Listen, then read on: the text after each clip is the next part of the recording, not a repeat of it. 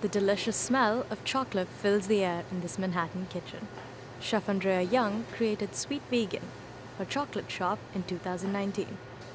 After 3 decades as an interior designer at a high-end New York City firm, a round of layoffs prompted her to start over. I had an opportunity to reinvent myself, and it really came about with me really analyzing what were the things that brought me joy and developed passion in my life growing up, and that centered around food. Chef Andrea's journey began as a part-time chef for celebrities. She specialized in vegan food. Even though my cuisine was good and the savory dishes were appealing, the ones that I got the most accolades and pleasure to my customers was always chocolate. So I thought, I'm onto something. It took Chef Andrea 4 years of trial and error to perfect her unique flavor.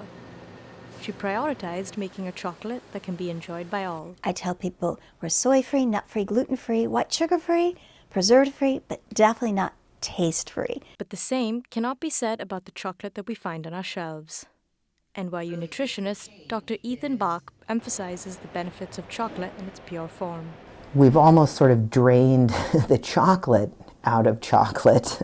It's more so replaced with kind of candy or sugar and kind of different fat products to create something that will stay on the shelf for a longer period of time.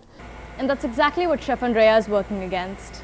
Her treats are 70% cacao and made from 100% vegan ingredients. So many people have food allergies. So I really came with the whole concept of sweet vegan chocolate around enabling it to be an inclusive gift and something that we can give to ourselves with love and with health and not making it an overly sweet, caloric treat. That's the appeal for sweet vegan customers. Dr. Bach agrees. Any chance I get to, taste things that are coming from, just small organizations, I'm always going to try those because, that's where the good stuff is. But running a vegan business as a one-woman show has its bitter moments. For Chef Andrea, having a team helps. There's only 24 hours in a day, and at that point in time when I first started, I did every single thing that was required. So now I can delegate, I can have other people that can come in and give me good suggestions and take the lead on things, and I can focus on what I am best at and also give back to each team member so they can grow in their own right as well.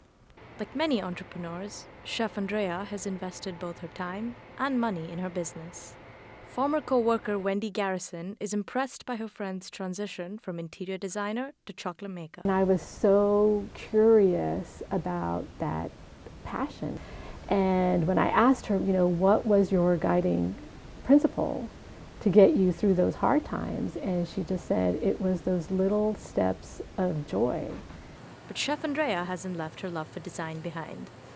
All of my chocolates have beautiful little designs on the top, which reflect that creative process of doing something in architecture or building something.